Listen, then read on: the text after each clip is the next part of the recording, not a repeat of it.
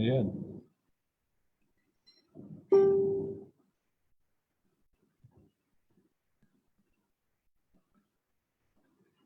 Okay.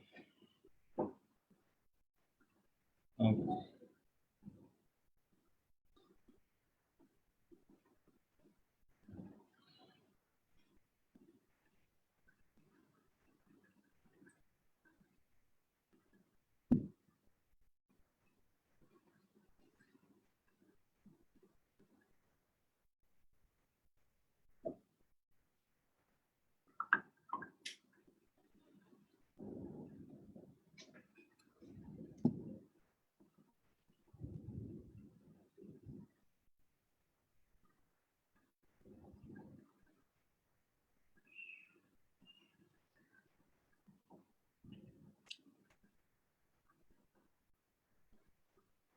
Okay, my dear students. So, if you can hear me, please give me a text. Then I can confirm that you are hearing me, and I can start my class. Hello, can you hear me?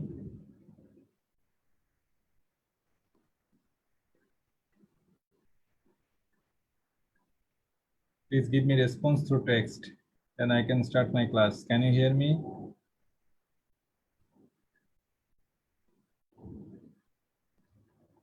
Dr. Riyad, can you hear me?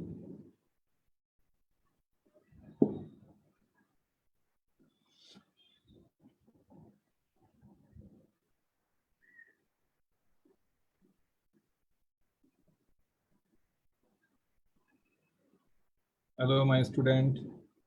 Can you hear me? Then I can start my class. Just give me text.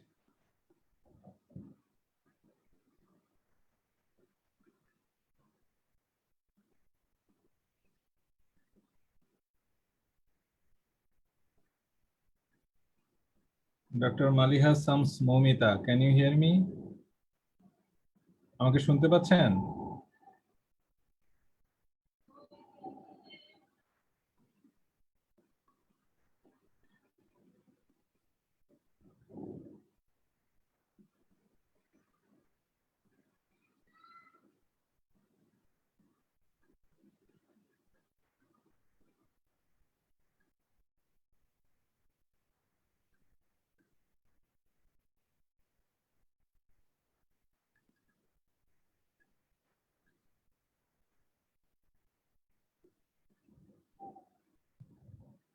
Just I want to have knock from anybody. আমাকে কি শুনতে পাচ্ছেন? একটু text করেন তাহলে আমি class শুরু করতে পারি।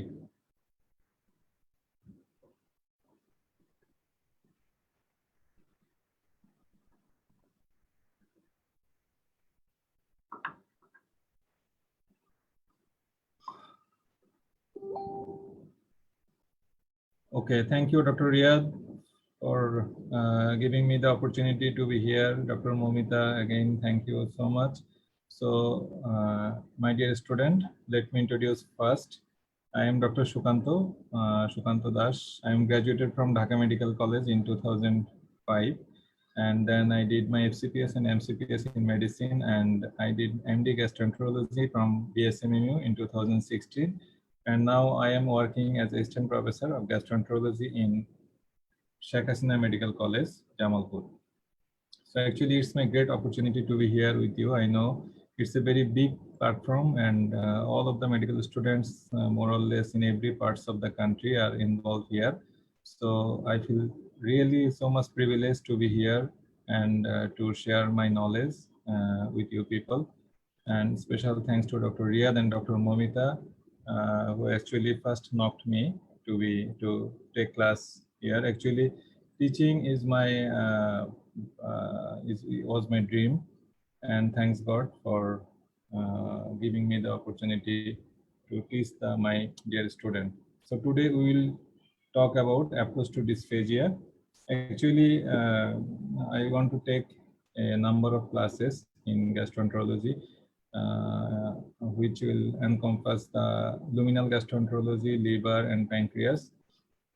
So I want to start from esophagus. And in esophagus, dysphagia is the commonest manifestation as well is the important part for written exam, or also important in oral or viva table, as well as you can face also a long case of dysphagia if there is any esophageal carcinoma cases. So actually, it's very important, and I always like to talk with approach. Approach is an umbrella.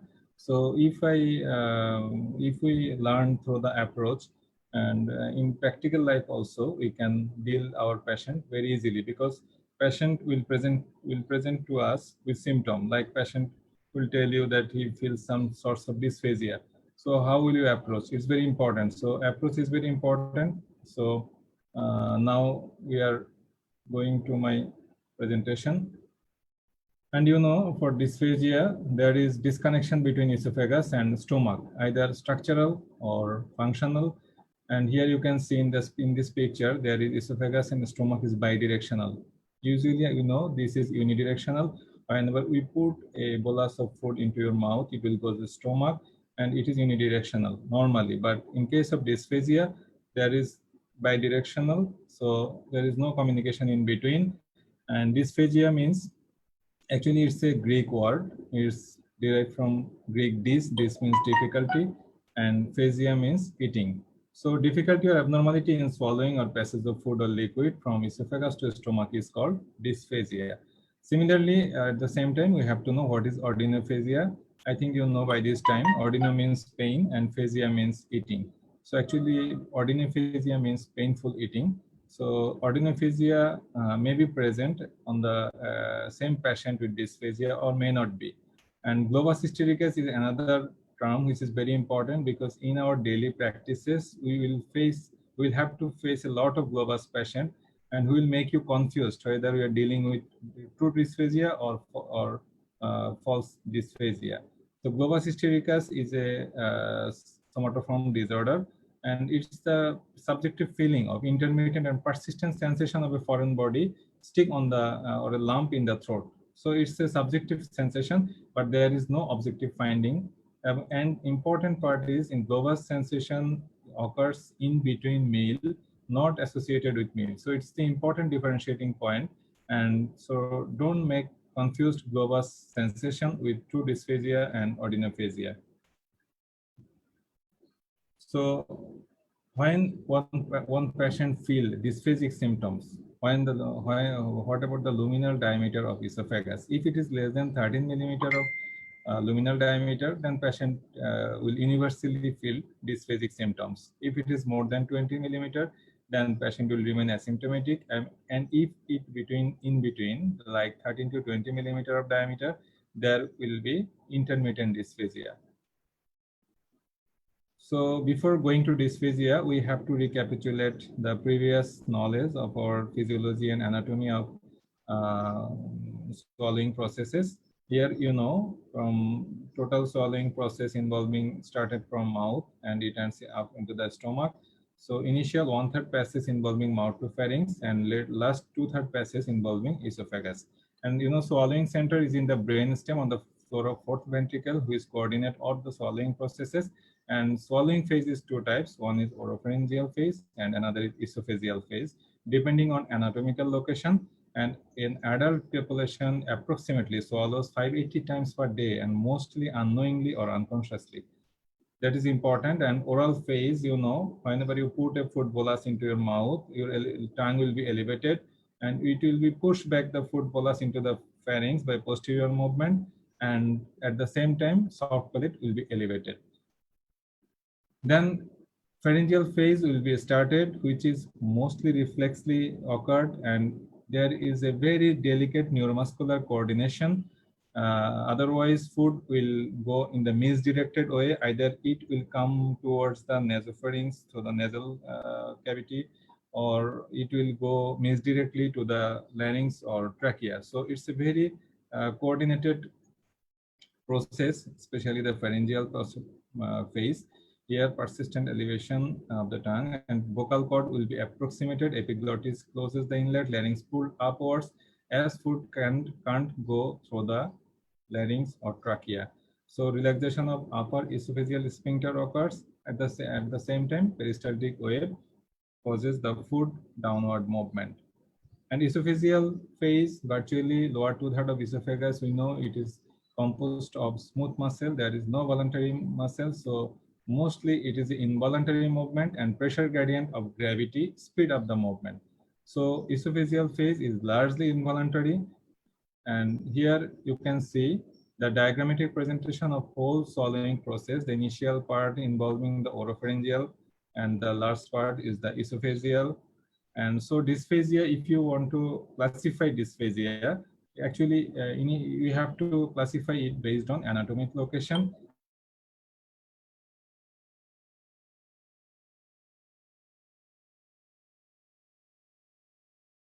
We can classify the dysphagia based on etiologically, which one is, first one is mechanical disorder, that is only solid food, mechanical disorder, and another is motility disorder.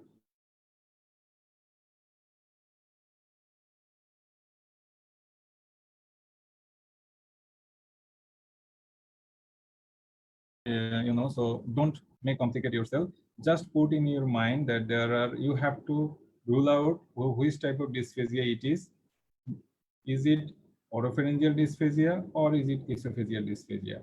If it is esophageal dysphagia or oropharyngeal dysphagia, what's the basic problem? Is it mechanical or structural abnormality, or it is the motility or neuromuscular or nervous system abnormality?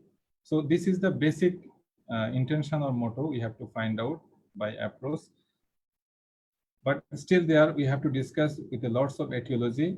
First, if we want to find out the etiology of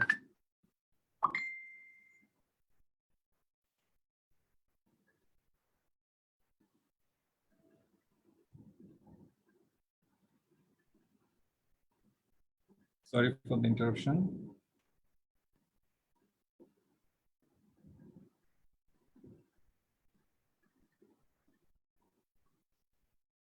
Okay, let's come to our presentation. Actually, we are in oropharyngeal dysphagia, and these are the etiology. You know, oropharyngeal dysphagia, the predominant etiology is neuromuscular abnormality. So if you just memorize your anatomy, that first one, the central nervous system lesion, next peripheral nervous system lesion, next to peripheral nervous system there is neuromuscular junction, and the last is effector organ or muscle. So if you feel any lesion in any part of this nervous pathway, you can easily memorize the etiology of oropharyngeal dysphagia. First one, central nervous system, there is stroke is the predominant cause. In any stroke patient, we can see the initial phase, there will be dysphagia. So don't worry about that, because it is completely reversible within 2 weeks. If it persists more than 2 weeks of dysphagia along with stroke, then we can think for the further management like percutaneous endoscopic gastrostomy for prolonged feeding mechanism. At the same time, Parkinson's disease, Wilson like degenerative disease, and inflammatory disease like multiple sclerosis or brainstem tumor can cause oropharyngeal dysphagia. Next, peripheral nervous system lesion like poliomyelitis and peripheral neuropathy due to any cause can cause oropharyngeal dysphagia. And motor end plate disorder, you know, myasthenia gravis is a predominant disease involving motor end plate that may also cause oropharyngeal dysphagia. And muscle, the effector organ, that is some form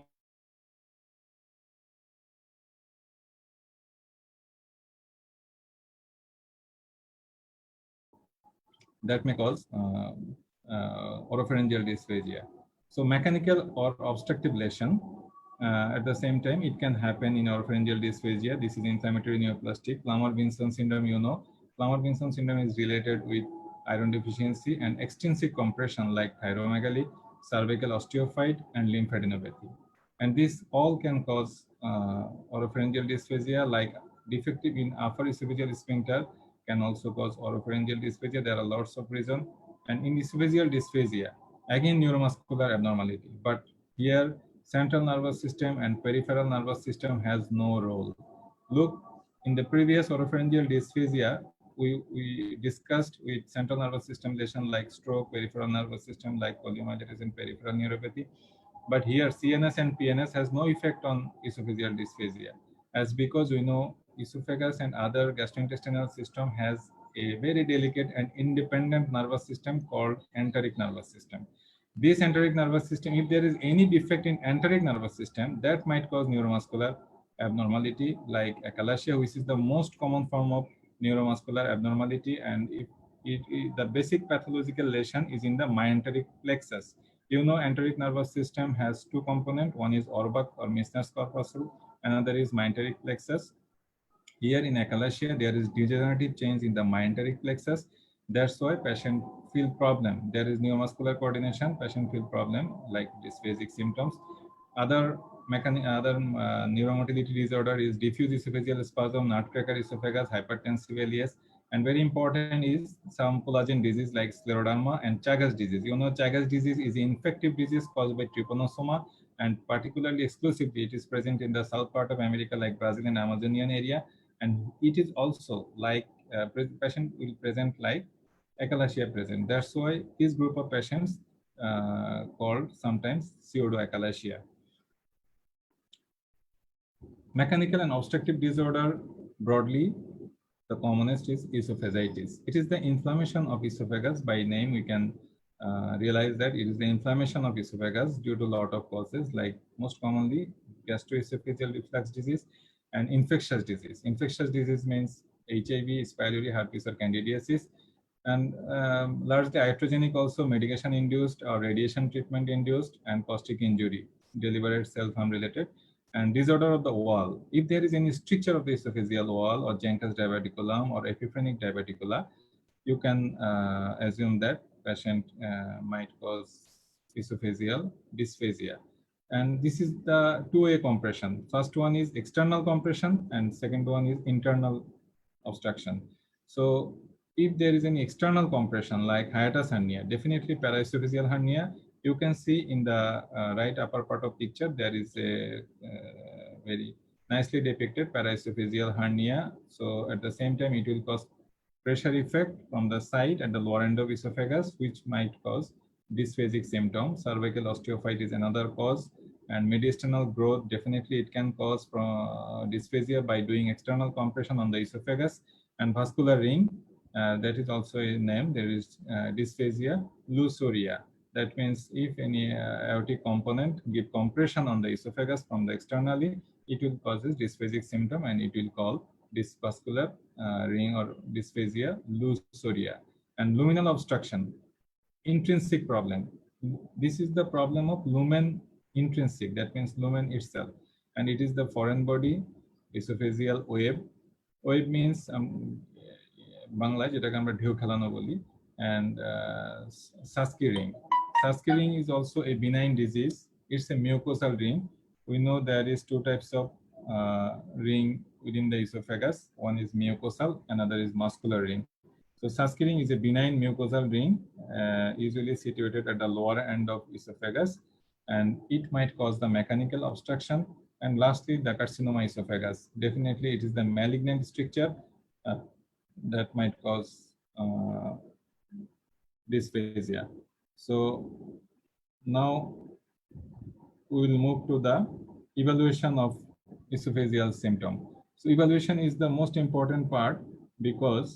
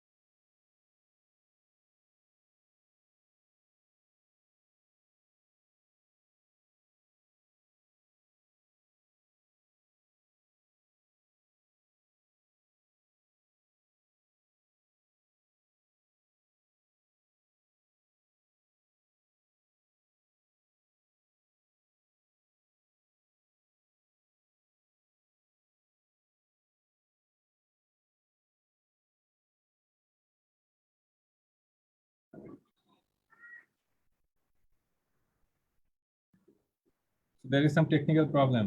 Sorry for the interruption. Can you hear me? আপনারা কি আমাকে শুনতে পাচ্ছেন?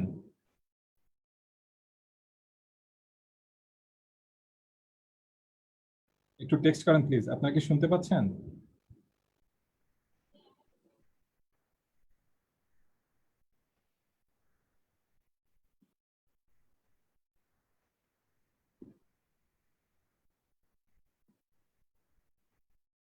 Please text me. আমাকে কি শুনতে পাচ্ছেন?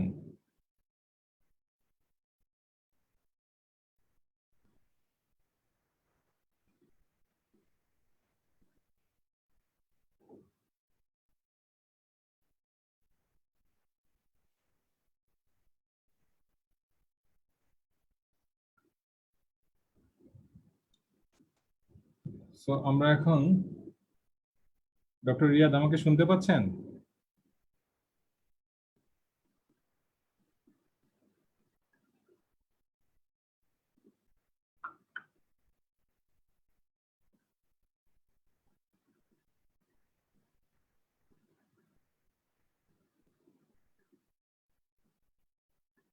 একটু টেকনিক্যাল ডিস্টারবেন্স ছিল, so I am not sure যে আপনারা আমাকে শুনতে পাচ্ছেন কিনা।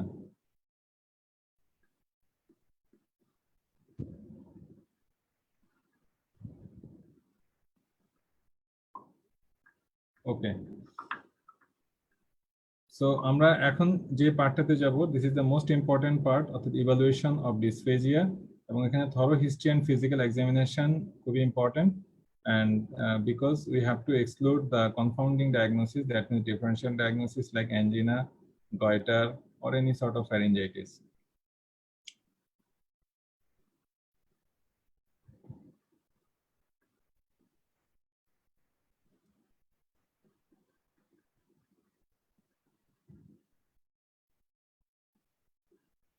So timing of dysphagia, it is very important. We should ask the patient when you feel dysphasic symptom. That means আপনি খাওয়ার কতক্ষণ পরে আপনার গলায় আটকে যাচ্ছে। If patients say like immediately after meal, just খাওয়ার কিছুক্ষণ পরেই তার খাওয়ার সাথে সাথেই তার গলায় মনে হয় আটকে গিয়েছে এবং associated with coughing, choking or nasal regurgitation. Already I have stated that if in case of oropharyngeal dysphasia, in the pharyngeal part there is a delicate neuromuscular control or neuromuscular activity to prevent the food pass through the esophagus, not to the nasal cavity, not to the larynx. So if there is any oropharyngeal dysphasia, there is lack of neuromuscular coordination and patient will present associated coughing, choking or nasal regurgitation during eating. So it's a very cardinal features of oropharyngeal dysphasia. You have to keep in mind. The patient কে আমাদের জিজ্ঞাসা করতে হবে যে আপনি খাওয়ার সময় আপনার কাশি হয় কিনা, আপনার গলার দিকে দম বন্ধ লাগে কিনা, অথবা নাক দিয়ে বের হয়ে আসে কিনা। সো যদি এগুলো ইয়েস বলে, then we are dealing with a oropharyngeal dysphagia. And যদি বলে যে আমি খাওয়ার কিছুক্ষণ পরে আমার খাবারটা গিয়ে আটকে, that means it is likely oesophageal dysphagia. এবং যদি পেশেন্ট বলে যে কনস্ট্যান্ট সিমটম, খাবারের সাথে কোনো সম্পর্ক নেই, তার খাবার খেলেও তার প্রবলেম, না খেলেও তার problem, that means we are dealing with a globus hystericus patient. So it's very clean cut and there is no confusion about this. So location is another important part of history. Cervical location, আমরা পেশেন্টকে ask করব যে আপনার খাবারটা কোথায় গিয়ে আটকায়। If patient demonstrate if it in the cervical region, that it is usually oropharyngeal, and patient যদি দেখায় যে তার epigastrium অথবা below the xiphoid process এ তার গিয়ে আটকায়, that means it is usually esophageal. Problem হচ্ছে যদি in between retrosternal যদি দেখায়, তাহলে ইউজুয়ালি দুইটাই হতে পারে। So it is confusing, but patient যদি উপরে এবং নিচে দেখায়, it is more or less accurately demonstrate the esophageal or oropharyngeal cause. So next question হচ্ছে তার আপনার যে খাওয়ায় ব্যথা হয় কিনা। If patient complain of odynophagia along with dysphagia, that means there will be some infectious or inflammatory etiology. You know, আমি already mention করেছি যে ড্রাগ ইনডিউসড হতে পারে, আইপ্টোজেনিক হতে পারে, ইনফেকশাস হতে পারে এবং কস্টিক ইনজুরির জন্য হতে পারে তার odynophagia. So if patient presented both symptoms side by side like odynophagia and dysphagia, that is more or less benign. So এখানে অরিড হওয়ার কিছু নেই, আমাদের হয় ইনফেকশাস, না হয় you are dealing with inflammatory etiology. Consistency of food is very important, যে আপনার কোন খাবার খেলে বেশি আটকে, আপনার কি শক্ত এবং নরম দুইটা খাবারে আটকে নাকি শুধু শক্ত খাবারে আটকে। If patient complain of only solid food, that means we are dealing with a mechanical or structural abnormality. Mechanical, because mechanical একটা abnormality যদি থাকে সেখানে লিকুইড ড্রাইভটা কিছু না কিছু লিক করে চলেই যাবে, কাজেই he or she will feel more difficulty with when he or she ingested solid food only. And if it is both solid and liquid, যদি তার তরল এবং শক্ত খাবার দুটাতেই সমস্যা হয়, most likely we are dealing with a motility disorder, because আমাদের তরল খাবার খেতে গেলে আমাদের মোর ডেলিকেট নিউরোমাসকুলার কোঅর্ডিনেশন প্রয়োজন, যে কারণে খুবই ইন্টারেস্টিং যে এখানে কোনো অবস্ট্রাকশন নেই কিন্তু তার তরল খাবারে বেশি সমস্যা হচ্ছে। কাজে প্রশ্ন আসতেই পারে যে why liquid, why not solid, বা predominantly liquid, both solid and liquid, but predominantly liquid, because liquid খাবার খেতে গেলে আমাদের বেশি বেশি নিউরোমাসকুলার কোঅর্ডিনেশন, পেরিস্টালটিক মুভমেন্ট দরকার হয়, যে কারণেই লিকুইড খাবারেই মোটিলিটি ডিসঅর্ডারের পেশেন্টটা বেশি কমপ্লেইন শো করবে। আরেকটা ইন্টারেস্টিং হচ্ছে যদি পেশেন্ট এরকম বলে যে আমার প্রথমে শক্ত খাবারের সমস্যা ছিল, এখন day by day it is progressive, প্রথমে আমি ভাতটা খেতে অসুবিধা হতো, এখন আমার পানি খেতেও সমস্যা হয়, that means it is gradually progressive from solid to both solid and liquid, and it is actually evolving mechanical obstruction. অর্থাৎ আগে যে তার মেকানিক্যাল অর স্ট্রাকচারাল যে অ্যাবনরমালিটি ছিল সেটা তাকে লিকুইড খাবারটাকে পারমিট করতো, এখন এত বেশি ন্যারোয়িং হয়ে গেছে যে ইসোফেজিয়াল লুমেন যে এখন তরল খাবারও আর যাচ্ছে না। So that is evolving mechanical obstruction. So temporal pattern is another important part. Temporal pattern means the natural course of the disease, যে আপনার এই রোগটা কি আগে যেমন ছিল সেরকমই হচ্ছে নাকি দিন দিন বাড়ছে, আপনারটা কি দিন রাত 24 যখনই খাচ্ছেন তখনই সমস্যা হচ্ছে, নাকি মাঝে মধ্যে সমস্যা হচ্ছে মাঝে মধ্যে হচ্ছে না, আপনার কত দিন ধরে এটা হচ্ছে। যদি আমাদের অনেক লম্বা সময়ের কোনো রোগের হিস্ট্রি থাকে, that means we are dealing with A benign disease. যদি অল্প সময়ের হিস্ট্রি থাকে, প্রোগ্রেসিভলি এবং অ্যাগ্রেসিভ থাকে, that means more likely we are dealing with a malignant disease. So time course or temporal pattern is a very important part of history of any disease. You know, if it is persistent, progressive and longer duration, that means it is a benign course. It may be achalasia, it may be benign stricture of esophagus due to any cause. যদি আমরা বলি যে intermittent, যে মাঝে মধ্যে হচ্ছে না এবং দিন দিন বাড়ছে, দ্যাট মিন বাড়ছে না, একই রকম আছে, that means it is structural অ্যাবনরমালিটি হতে পারে, যেমন ওয়েব রিং অথবা diffuse oesophageal spasm. Diffuse oesophageal spasm is another motility disorder.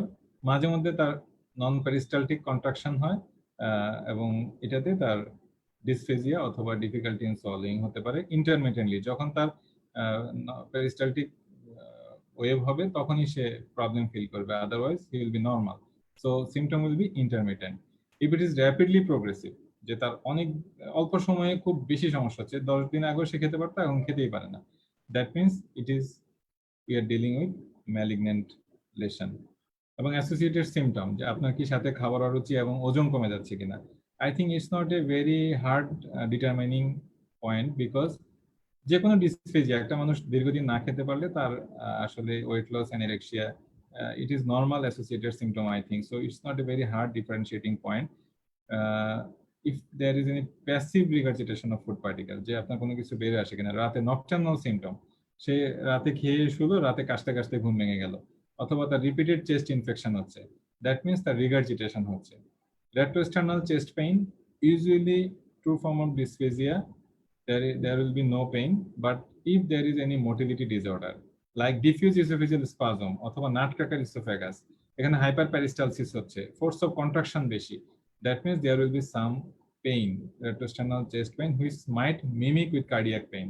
So patient, আমাদের আরেকটা important point হচ্ছে non-specific chest pain or non-cardiac chest pain. Non-cardiac chest pain কিন্তু mostly due to esophageal cause. আর অন্যান্য কারণ এখানে আছে, but mostly due to esophageal cause. So you have to keep in mind যে chest pain যদি হয়, you have to must exclude the cardiac problem also. Prior and prolonged symptoms of heartburn, যদি অনেকদিন ধরে তার বুক জ্বালার ইতিহাস থাকে তাহলে আমরা ধরে নিতে পারি এখানে পেপটিক স্ট্রাকচার হতে পারে, এটা ব্যারেট ইসোফেগাসে ম্যালিগন্যান্ট ট্রান্সফরমেশন হতে পারে, but it's important part of history. Drug history is important because আমরা জানি যদি অর্ডিনোফেজিয়া থাকে পেশেন্টের along with dysphagia, there are some drugs, some culprit drugs which might cause esophageal erosion causing ordinophagia associated dysphagia. These are alendronate, doxycycline is very common. We commonly face doxycycline induced drug pill induced esophageal injury, NSAID and mycophenolate mofetil. Physical examination, actually very limited role. Actually, physical examination, we will do to exclude associated disorder like head and neck examination to exclude there is any thyromegaly or not. Thyromegaly may cause external compression on esophagus, which might cause dysphagia. So you have to palpate the thyroid gland. You have to look for lymph node enlargement, because if there is any lymph node enlargement, it might cause malignant metastatic disease from the esophageal carcinoma, as well as there may be lymphoma also. So you have to look for lymph node and thyroid gland, as well as you should do thorough neurological examination, including cranial nerves, because in oropharyngeal dysphagia, we already mentioned the predominant cause is stroke and other neurological disorder might be there. So you have to search for any neurological lesion like cranial nerve palsy, especially in case of stroke, Parkinson's, or myasthenia. So I just request you to concentrate on this slide because it's very important and it's the summarized part of the evaluation process. First presented with us with difficulty of solving. Patient এসে বলবে আমার খেতে গেলে অসুবিধা হয়। Next question we will ask, আমরা যেটা জিজ্ঞাসা করব যে আপনার এটা কি খাওয়ার সময় হয় নাকি খাওয়ার মাঝখানে হয়। সে যদি বলে না খাওয়ার সাথেও হয় খাওয়ার বাইরেও হয়, that means it is globus. That means it is globus. We are dealing with not true dysphagia. If it is only during food or meal time, that is we are dealing with true dysphagia. Then next question we will ask, where does it stick? আপনার এটা কোথায় আটকায়? আপনার কি গলায় আটকায় নাকি বুকের ভিতরে বা বুকের নিচের দিকে আটকায়? If patients say it is in the neck region, that it may be due to pharynx or upper esophageal part. If it is in the retrosternal, especially the lower retrosternal part, that means it is esophageal. এখন next question আমাদের হবে, যেহেতু আমাদের নেকে patient বলল যে তার নেকে আটকায় এবং it might be due to oropharyngeal or upper oesophageal. So next question হবে আমাদের এই দুইটাকে ডিফারেন্সিয়েট করা। কিভাবে করব সেটা আমরা জিজ্ঞাসা করব যে আপনি খাওয়ার কতক্ষণ পরে আটকায়, সাথে সাথে আটকায় না একটু পরে আটকায়? আপনার কি খেতে গেলে নাক মুখ দিয়ে আসে বা কাশি হয় বা শ্বাসকষ্ট অনুভব করেন? সে যদি বলে yes, that means it is the cardinal features of oropharyngeal dysphagia, এবং সে যদি বলে no, that means it might be in the upper oesophageal dysphagia. So এটা very easy, I think it's very easy. Just কয়েকটা question করে আমরা তার লোকেশনটা আইডেন্টিফাই করতে পারি। এখন প্রশ্ন হচ্ছে যদি পেশেন্টের ইসোফেজিয়াল ডিসফেজিয়া হয়, যে পেশেন্ট বললো যে তার জেফিস্টার নামে নিচের দিকে এসে খাবারটা আটকায় এবং খাওয়ার 10-15-20 সেকেন্ড পরে গিয়ে সেটা ফিল করে, that means we are dealing with oesophageal dysphagia. এবং ইসোফেজিয়াল ডিসফেজিয়া আমরা জানি এখানে স্ট্রাকচারাল ডিসঅর্ডার হতে পারে, মোটিলিটি ডিসঅর্ডার হতে পারে। সো নেক্সট আমাদের চিন্তা হবে কি যে এটা কিভাবে ডিফারেন্সিয়েট করবো, যে এটা কি স্ট্রাকচারাল লেশন নাকি motility disorder. Next question will be which type of food you feel worst. আপনার কি শক্ত খাবারে বেশি অসুবিধা হয় নাকি দুই খাবারে অসুবিধা হয়? সে বলবে যে আমার শক্ত খাবারে অসুবিধা হয়, পানি আমি খেতে পারি, that means there is mechanical obstruction. Next question হবে আপনার কি এটা সবসময় প্রতিবেলা খেতে গেলে হয় নাকি মাঝে মধ্যে খেতে গেলে হয়, মাঝে মধ্যে খেতে গেলে হয় না। If he or she will told us that it is intermittent, that means মাঝে মাঝে হয়, that means it is the esophageal ring. You know, it is a mucosal ring, it's a benign lesion, very easy to treat, so nothing to worry. If it is progressive, যে না এটা সব সময় হচ্ছে এবং দিন দিন বাড়ছে, that means there will be either stricture or malignancy. It may be benign, it may be malignant. How will you differentiate? By other systemic feature, like if it is malignancy, already I have mentioned that time duration will be very short. অল্প দিনের ভিতরেই তার situation অনেক খারাপ হয়ে যাবে। Patient might develop anemia, asthenia or anorexia. 3A, we know 3A is the cardinal features: anemia, asthenia and anorexia. Patient রক্তশূন্যতা হবে, প্রচন্ড দুর্বল বোধ করবে এবং খেতে পারবে না, এবং ডিউরেশনটা হবে খুব অল্প সময়। That means we are dealing with a malignancy, and if it is not long duration, that is it is benign stricture. At the same time, patient যদি বলে যে আমার তরল এবং শক্ত খাবার দুটাতেই অসুবিধা হয় এবং তরল খাবারেই বেশি অসুবিধা হয়, that means we are dealing with a motility disorder. So next again the same question, যে আপনার কি প্রতিবেলা খেতে হয় নাকি মাঝে মধ্যে হয়, মাঝে মধ্যে হয় না। If he or she say that প্রতিবেলায় হয়, that means achalasia or pseudoachalasia like scleroderma, এবং যদি বলে যে না এটা আমার মাঝে মধ্যে হয়, that means esophageal spasm. Diffuse esophageal spasm I already mentioned, it's a disease or defective motility disorder, and later I will just shortly will tell some of motility disorder in my next few slides. So what about the investigation of dysphagia? It's very simple. There are three investigations. Mainstay of investigation is three specific investigation. One is barium esophagogram, or what we call barium swallow X-ray, and esophagogastroduodenoscopy, which is called upper GI endoscopy, and manometry. There are two types of manometry: conventional manometry and high resolution manometry. And you know, conventional manometry is already obsolete nowadays. We are using now high resolution manometry. Till this manometry is not available in our country, but with these very few days or months, we will be able to do it in my country also. So all three modalities of treatment are available in our country, in Bangladesh. But question is, many time controversy arise, which one is fast? Do we go for barium study first or upper endoscopy first? So it's a very controversial area. But to me, if patient presented with both solid and liquid problem, dysphagia, that means we are most probably we are dealing with a motility disorder. There will be no structural abnormality, might be. So আমাদের barium সোয়ালোতে যাওয়া উচিত আগে। যদি আপনার patient বলে যে আমার তরল খাবারে বেশি অসুবিধা হয়, আপনার মাথায় স্ট্রাইক করবে যে এটা মোটিলিটি ডিসঅর্ডার হতে পারে, এখানে কোনো স্ট্রাকচারাল লেশন পাওয়ার সম্ভাবনা কম। দ্যাট মিন্স এখানে আমার এন্ডোস্কোপি করে খুব বেশি লাভ নাও হতে পারে, সুতরাং আমরা বেরিয়াম স্টাডিতে আগে যাব। It is cheaper and easily available. So if patient presented with solid food only, যে পেশেন্ট বললো যে আমার শক্ত খাবার অসুবিধা হয়, পানি খেতে পারি কিন্তু শক্ত খাবার ভাত খেতে পারি না, খেতে গেলে আটকে যায়, এবং তখন আমাদের চিন্তা করতে হবে যে এখানে স্ট্রাকচারাল প্রবলেম থাকতে পারে, বায়োপসি নেওয়া লাগতে পারে, সুতরাং আমাদের এন্ডোস্কোপিটাকেই প্রথম প্রেফার করা উচিত। তবে এগুলো vice versa, if barium esophagogram is normal, we should go for endoscopy. Endoscopy still barium esophagogram A problem থাকলেও আমাদের এন্ডোস্কোপিতে যেতে হতে পারে to take biopsy if we suspect there is any structural lesion by doing barium esophagogram. So actually here we can show the few pictures of barium swallow. এখানে তিনটা diverticulum দেখা যাচ্ছে.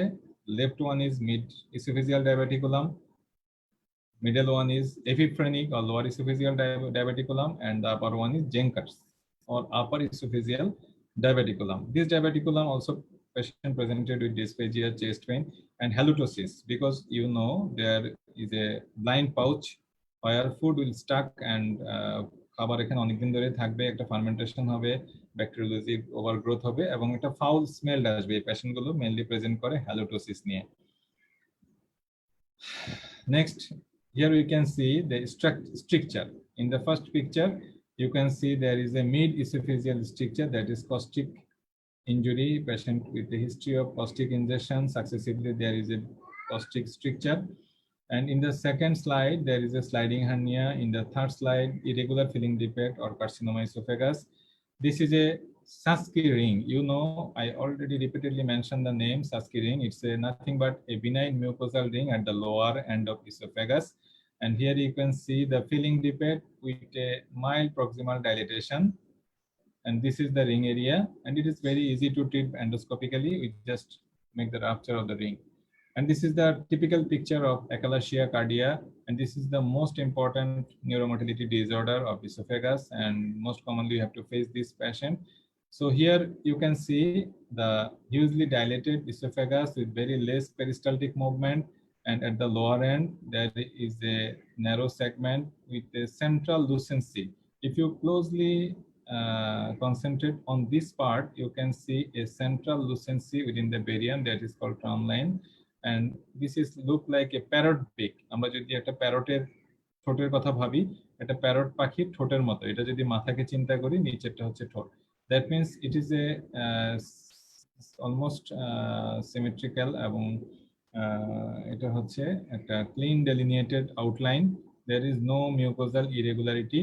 It's a clean delineated outline with parrot beak appearance and proximal hugely dilated esophagus containing food material. এই যে উপরে দেখেন, এখানে দেখা যাচ্ছে যে গ্যাস এবং ফুড একটা ডেফিনিট আপার লেভেল তৈরি হয়েছে, এবং এখানে বেরিয়ামটা স্টাক হয়ে আছে, এবং একটা parrot beak appearance. This is the classical pictures of achalasia cardia. কিন্তু আমাদের মাথায় রাখতে হবে এই পিকচারটা আসতে কিন্তু একদিন সময় লাগে না, usually it takes years. So এই পেশেন্ট আমি বলবো যে it is the late presentation, and already esophagus is decompensated. That means এই ইসোফেগাসটা আর কাজ করছে না, ইসোফেগাসের মোটিলিটি, ওয়ালের মোটিলিটি অলমোস্ট নীল, এবং এই ইসোফেগাসটা ইনঅ্যাক্টিভ ইসোফেগাস। সো এই ইসোফেগাসকে ট্রিট করা is very difficult because it is the late presentation. আবার একই সাথে এটাও সত্যি যে এই একালাশিয়ার পেশেন্টগুলো আমরা যখন প্রথম পাই, first on the very few first symptom, it is very difficult difficult to diagnose because barium স্টাডিতে তখন কিছুই আসে না, অ্যান্ডোস্কোপিতে আমরা কিছুই পাই না।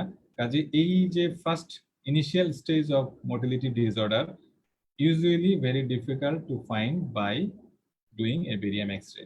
সো একটা পেশেন্ট যদি এসে আপনাকে বলে যে আমি তরল খাবার খেলে অসুবিধা হয়, আপনি বেরিয়াম এক্সরেতে তেমন কিছুই পাচ্ছেন না, endoscopy normal, then still you should put in your mind that it might be motility disorder. Exclude করার জন্য আপনাকে তখন ম্যানোমেট্রি হেল্প নিতে হবে। সো এটা খুব ইম্পর্টেন্ট।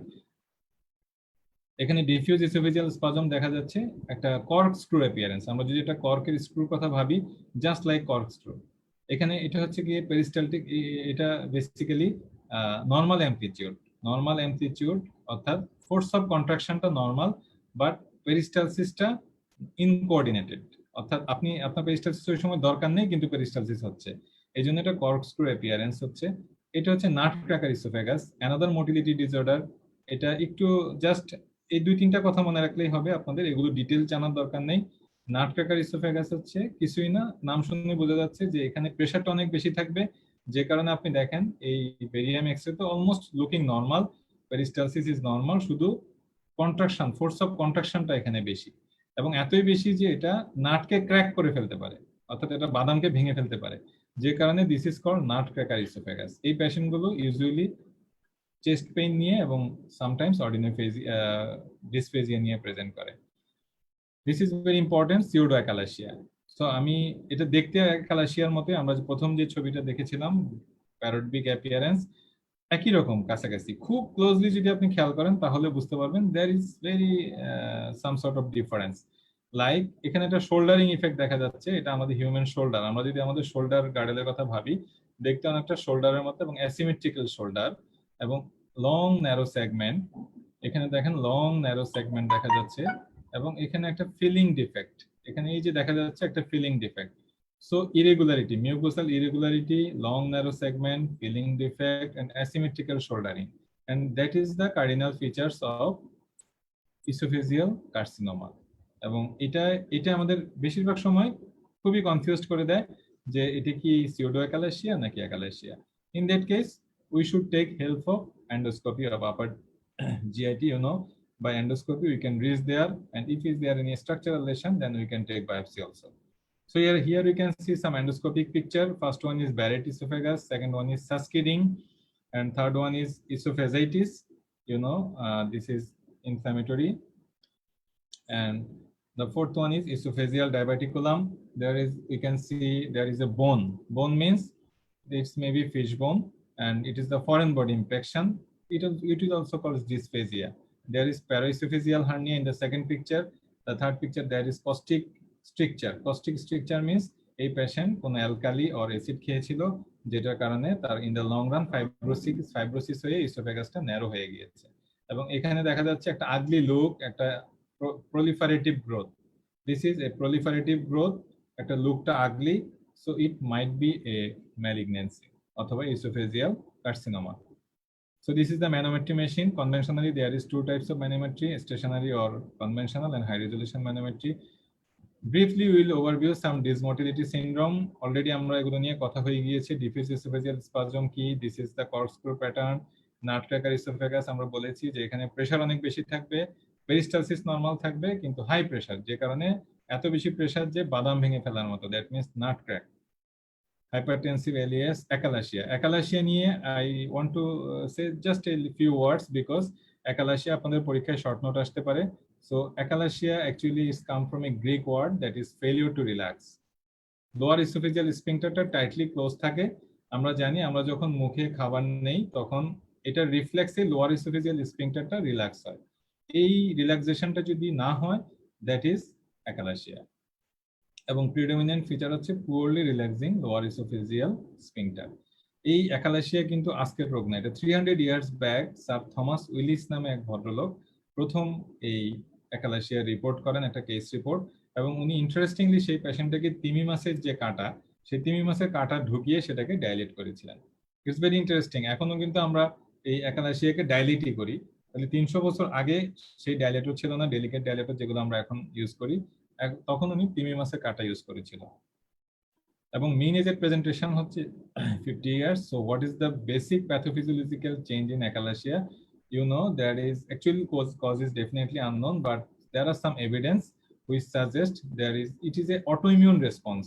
Autoimmune response কার বিরুদ্ধে? আপনার মাইন্টারিক প্লেক্সাসের যে নিউরন, সেই মাইন্টারিক প্লেক্সাসের নিউরনের বিরুদ্ধে আপনার শরীর যুদ্ধ ঘোষণা করেছে। There will be some triggering point, inciting or triggering agent, maybe virus. There is a viral infection like herpes simplex, which is a neurotrophic virus.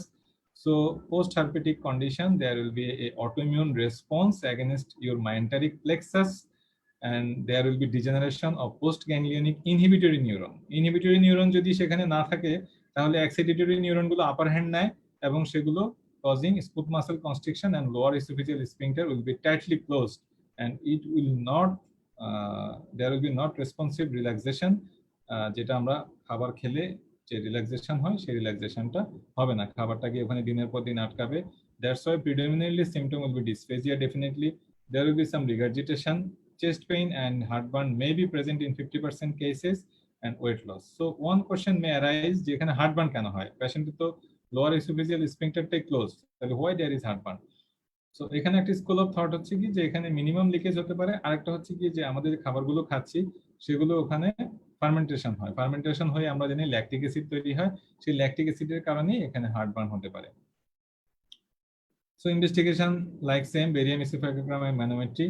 এই ছবিটা আমি জাস্ট আপনাদের বোঝার জন্য দিয়েছি, আমি জানি যে এটা বোঝা খুবই সোজা। আমরা যদি একটু খেয়াল করি, উপরের অংশটা হচ্ছে আপার ইসোফেজিয়াল স্ফিংটার, নিচের অংশটা লোয়ার ইসোফেজিয়াল স্ফিংটার, এবং এই যে বিভিন্ন রং দেখা যাচ্ছে এই রংগুলো হচ্ছে ডিফারেন্ট প্রেসার। যদি আমরা নীল রং বলি, নীল রং হচ্ছে গিয়ে লোয়েস্ট মোস্ট প্রেসার এবং লাল রং হচ্ছে গিয়ে হাইস্ট প্রেসার। সো আমরা দেখতে পাচ্ছি যে এই জায়গাগুলো হচ্ছে বেশি প্রেসারের অংশ, আর নীল রঙের অংশগুলো হচ্ছে কম প্রেসার। এবং এটা যদি আপার ইসোফেজিয়াল স্ফিংটার হয়, এটা যদি লোয়ার ইসোফেজিয়াল স্ফিংটার হয়, মাঝখানের অংশটা ডেফিনেটলি থোরাসিক ক্যাভিটি। তো থোরাসিক ক্যাভিটিতে আমরা জানি নেগেটিভ প্রেসার থাকে, যে কারণে নীল। আর মাঝখানে ইসোফেগাসের উপরের অংশে একটু হলুদ, বিকজ আপার ইসোফেজিয়াল স্ফিংটারের প্রেসার, নিচের অংশে একটু deep colour, because lower oesophageal স্ফিংটারের প্রেসার। যখন আপনি খাওয়া শুরু করলেন তখন আপার ইসোফেজিয়াল স্ফিংটারটা খুলে গেল, এবং এটার রেসপন্সে লোয়ার ইসোফেজিয়াল স্ফিংটারটাও খুলে গেল। আমরা কি বুঝতে পারছি? লোয়ার ইসোফেজিয়াল স্ফিংটারটাও এটার রেসপন্সে খুলে গেল, এবং খাবারটা এই অংশ দিয়ে নিচে যাচ্ছে প্রেসার দিতে দিতে। This is normal manometry presentation. Achalasia যেটা হচ্ছে দেখেন, মাঝখানে কোনো প্রেসার নেই, অর্থাৎ মাঝখানের যে মাসেলটা, অর্থাৎ যে টিউব পার্টটা, ইসোফেগাসের আপার এবং লোয়ার ইসোফেজিয়াল, আপার এবং লোয়ার ইসোফেজিয়াল স্ফিংটারের মাঝখানের অংশে কোনো পেরিস্টালসিস নেই। That means here is aperistalsis, totally aperistalsis. এবং নিচে দেখেন কোনো রিসেপটিভ রিল্যাক্সেশন নেই, এই জায়গায় এইখানে যেমন খুলে গিয়েছিল এখানে কোনো খোলা অংশ নেই। তার মানে lower esophageal sphincter is tightly closed, there will be no relaxation, and there will be no peristalsis. So it is the typical features of achalasia cardia. একই সাথে এখানে নাটকাকারে প্রেসার অনেক বেশি, এবং ডিফিউজ ইসোফেজিয়াল স্পাজমে রিপিটেড পেরিস্টালসিস হচ্ছে, repeated peristalsis. So this is the manometry through which we can differentiate different motility disorder. সে আপনার এই পেশেন্টেরই আপনি বেরিয়াম এক্সরে কিছু পেলেন না, এন্ডোস্কোপি ডেফিনেটলি নরমাল। সো আপনি তো পাজল যে আমি পেশেন্ট তো কমপ্লেন করেই যাচ্ছে যে তার ডিসপ্লেজিয়া, কিন্তু আপনি কিছু পাচ্ছেন না। তখন শিওর হওয়ার জন্য you have to go for manometry, এবং এটা যদি নর্মাল থাকে, যদি ম্যানোমেট্রিও নর্মাল। ইন্টারেস্টিং পার্ট হচ্ছে আপনার বেরিয়াম নর্মাল, এন্ডোস্কোপি নর্মাল, তারপর আপনি ম্যানোমেট্রিতে গেলেন, ম্যানোমেট্রিও নর্মাল, কিন্তু still patient presented with dysphagia. So এটা হতে পারে functional dysphagia, that is another form of somatoform disorder. So এই কথাটা বলার আগে আমাদের সমস্ত পরীক্ষা করে এক্সক্লুড করতে হবে যে whether we are truly functional disease, we are dealing with truly functional disease or any pathological disease.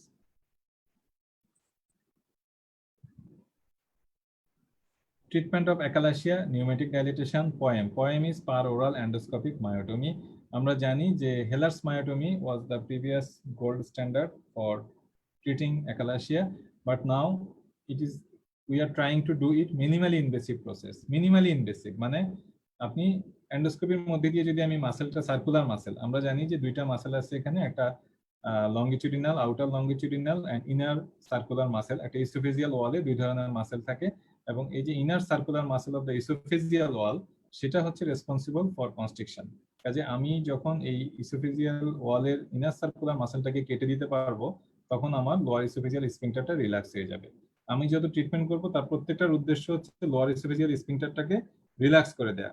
কারণ লোয়ার ইসোফেজিয়াল স্ফিংক্টারকে যদি আমি রিল্যাক্স করে দিতে পারি, আমার ফুড রিটেনশন হবে না, আমার ইসোফেগাসের উপর প্রেসার কমে যাবে, এবং আমার এই যে মেগা ইসোফেগাস অথবা ডিকম্পেনসেটেড ইসোফেগাস, যে লেট প্রেজেন্টেশনে পেশেন্ট যখন আসে তখন যখন আমার তেমন কিছুই করার থাকে না, সেটা আমি করতে পারি। কাজে আমার মোটো হচ্ছে আমার লোয়ার ইসোফেজিয়াল স্ফিংক্টারের টোনটাকে কমিয়ে দেয়া। সেজন্য আমি মাসেলটাকে কাটবো। কিভাবে কাটবো? হয় পয়েম দিয়ে কাটবো, মানে পয়েম মিনস পারোরাল এন্ডোস্কোপিক মায়োটমি, অথবা নিউমেটিক ডাইলিটেশন। আমি একটা এন্ডোস্কোপির মধ্যে দিয়ে আইদার বেলুন ফুলাবো, হয় পানি দিয়ে না হয় বাতাস দিয়ে, ফুলিয়ে এত বেশি চাপ দেবো যে আমার যাতে সার্কুলার মাসেলটা ফেটে যায়। এই কাজটা আমি নিউমেটিক ডাইলিটেশন দিয়ে করতে পারি। এছাড়া সার্জিক্যাল মায়োটমি করতে পারি। যে সমস্ত পেশেন্টের ক্ষেত্রে সার্জারি অথবা পেশেন্টের সিভিয়ার কার্ডিওপালমোনারি প্রবলেম আছে, যে এই পেশেন্টকে আমি কোনো সার্জারিতেও যেতে পারবো না, এন্ডোস্কোপিক প্রসিডিউর গুলো তার জন্য রিস্কি, সেই পেশেন্টের ক্ষেত্রে আমি বোটুলিনাম টক্সিন অথবা বোটক্স ইনজেকশন দিতে পারি। বোটুলিনাম টক্সিন ইনজেকশন দিলে আমি কি করি, এখানে আমি অ্যাসিটাইলকোলাইন যে নার্ভ এন্ডিং গুলো আছে সেগুলোকে আমি ব্লক করে দিতে পারি। সেগুলোকে ব্লক করে দিলে কি হবে, আমার কনস্ট্রিকটিভ ইফেক্টটা কমে যাবে এবং লোয়ার ইসোফেজিয়াল স্ফিংক্টারটা রিল্যাক্স হয়ে যাবে। বোটুলিনাম টক্সিন ইউজুয়ালি আমাদের কয়েকটা সেশনে দিতে হয়। সো বোটুলিনাম টক্সিন অনলি আমরা তাদেরকে দেব যাদের ক্ষেত্রে আমার সার্জারি অথবা এন্ডোস্কোপিক প্রসিডিউর সম্ভব নয়, তাদের ক্ষেত্রে। এখন ড্রাগ কাকে দেব? কিছু ওষুধ আছে, যেমন ক্যালসিয়াম চ্যানেল ব্লকার, নাইট্রেট। এই ওষুধগুলো আমি কাকে দেব? এই ওষুধগুলো আমি দেব ব্রিজিং থেরাপি হিসেবে। ইটস নট ডেফিনেটিভ থেরাপি, এবং এই ড্রাগগুলো বেশি দিন খেলে একটা সময় আর কাজ করে না। শুরুতে তার খুব ভালো ফিল করে, খাবার 15-20 মিনিট আগে যদি আপনি ওষুধটা দেন, সে খেতে বসে আরাম ফিল করবে, কিন্তু এই আরাম বেশি দিন পারসিস্ট করবে না। So drug treatment actually bridging therapy. Bridging therapy মানে কি, যে আমি একটা ডেফিনিট থেরাপিতে যাব। পেশেন্টকে হয় সার্জারি করব, না হয় এন্ডোস্কোপি করে তার লোয়ার ইসোফেজিয়াল স্ফিংক্টারটাকে আমি খুলে দেব। সেই খুলে দেওয়ার আগ পর্যন্ত যে সময়টা, এই সময়টা তো তাকে আরাম দিতে হবে। এই সময়টা তাকে আরাম দেওয়ার জন্য আমি ওষুধ ব্যবহার করব। এছাড়া অন্যান্য থেরাপিউটিক মডালিটিস যেগুলো আমরা ডিসফেজিয়া ইউজ করি, যেমন একটা ফরেন বডি আটকে গেল, আমরা এন্ডোস্কোপি করে সেই ফরেন বডিটাকে গ্রাফস করে নিয়ে আসতে পারি। ডাইলিটেশন আমি অলরেডি বললাম, যে ডাইলিটেশন শুধুমাত্র যে একালেশিয়ায় করি তা না। এছাড়া আমরা যদি কোনো একটা বিনাইন স্ট্রাকচার থাকে, যে পেশেন্টের আগে একটা পেপটিক স্ট্রাকচার ছিল, অথবা পেশেন্টের আগে কস্টিক ইনজেকশন ছিল যে কারণে এখন কস্টিক ইনজুরি হয়ে তার সেক্ষেত্রে আমরা স্ট্রাকচার ডাইলিটেশন করতে পারি। এছাড়া আমরা তার সাসকি রিং যদি থাকে সেটাকে আমরা রাপচার করে দিতে পারি বাই ডুইং ডাইলিটেশন। এখানে দেখা যাচ্ছে যে নিউমেটিক ডাইলেটর, অর্থাৎ এই ডাইলেটরের ভিতরে আমরা বাতাস ঢুকিয়ে একটা নির্দিষ্ট পরিমাণ প্রেসার ক্রিয়েট করে নির্দিষ্ট সময় ধরে আমরা রাখলে আমাদের সার্কুলার মাসেল অথবা স্ট্রাকচার এগুলো ডাইলেট হয়ে যায়। Stenting is another option. Actually it's a palliative option. একটা মানুষের কার্সিনোমা ইসোফেগাস, সে খেতে পারছে না, সে খাওয়ার জন্য দিন দিন ওয়েট লস করছে, তার বিভিন্ন ধরনের ইলেকট্রোলাইট এন্ড নিউট্রিশাস অ্যাবনর্মালিটি হচ্ছে। কাজে এই পেশেন্ট যে কয়দিন বেঁচে আছে তাকে তো খাওয়ার ব্যবস্থা করতে হবে। যদি একটা কার্সিনোমার পেশেন্ট অপারেবল হয়, যে এটা অপারেশন সম্ভব, তখন definitely we should go for surgery. এবং যদি ইনঅপারেবল হয়, যে না এটা অপারেশন করার মতো অবস্থা নাই, স্টেজ 4 এ আছে, এটা অনেক বেশি মেটাস্টেটিক স্প্রেড হয়ে গিয়েছে, it is virtually inoperable, in that case you have to go for some palliative option, and stent is a very good palliative option. We can put a metallic stent, self expandable metallic stent in the esophagus. আমরা এই ছবিতে দেখা যাচ্ছে যে এখানে কি সুন্দর করে একটা মেটালিক স্ট্যান্ড দেওয়া হয়েছে, মাঝখানে একটা পথ তৈরি হয়ে গিয়েছে। So patient now can at least eat, যে কদিন সে বেঁচে আছে সে খেয়ে বাঁচতে পারবে। There are different surgical modalities of treatment for dysphagic patient, এবং definitely it is the last resort. যদি আমরা এন্ডোস্কোপিক্যালি এবং ড্রাগ ট্রিটমেন্ট বা থেরাপিউটিক ট্রিটমেন্টে কাজ না হয়, তখন আমরা will go for surgery, like ডায়াবেটিকুলামের জন্য ডায়াবেটিকুলোটমি, এবং যদি কোনো লোয়ার ইসোফেজিয়াল স্ফিংক্টার টোন বেশি থাকে, মায়োটমি, ফান্ডোপ্লিকেশন, যদি মায়োটমি করি অ্যাসোসিয়েটেড ফান্ডোপ্লিকেশন করা যেতে পারে। There are lots of surgical option. So that's all about my lecture. So thank you all for patient hearing and to be with me. So you have any question regarding dysphagia, you can put question in here, and I will try to give answer within next 5 or 10 minutes.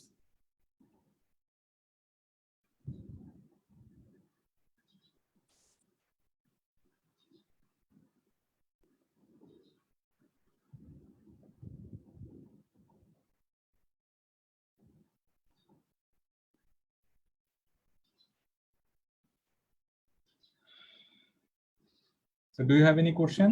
আপনাদের কি কোনো প্রশ্ন থাকলে আপনারা please এখানে লিখে দিবেন, আমি চেষ্টা করব সেটার উত্তর দেওয়ার জন্য।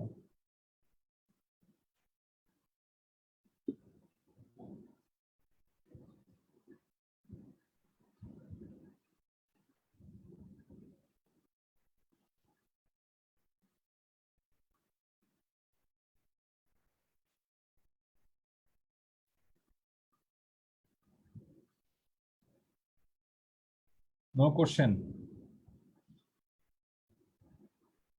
Still, I don't have any question. So you have any question, please write.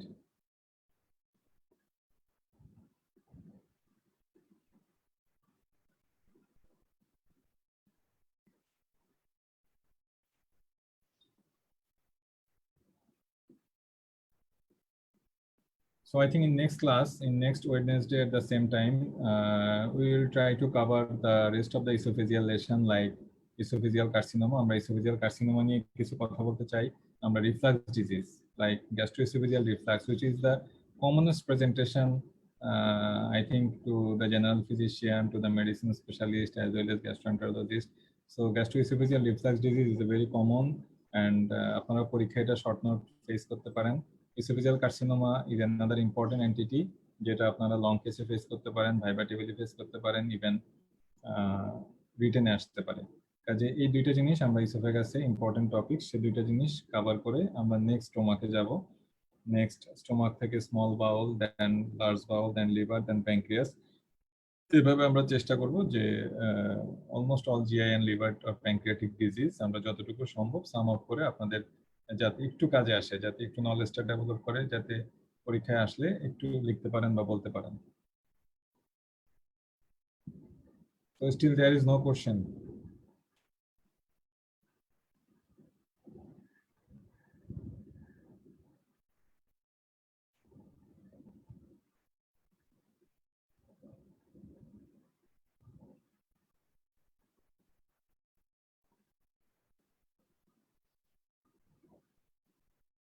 Question না থাকার মানে হচ্ছে যে আপনি একেবারেই ক্লিয়ার আর কিছুই বোঝেন নাই। আমার মনে হয় প্রথমটা ভেরি ডিফিকাল্ট, একেবারেই ক্লিয়ার হওয়া। নেক্সটটা হতে পারে যে আমি কিছুই বোঝাতে পারিনি।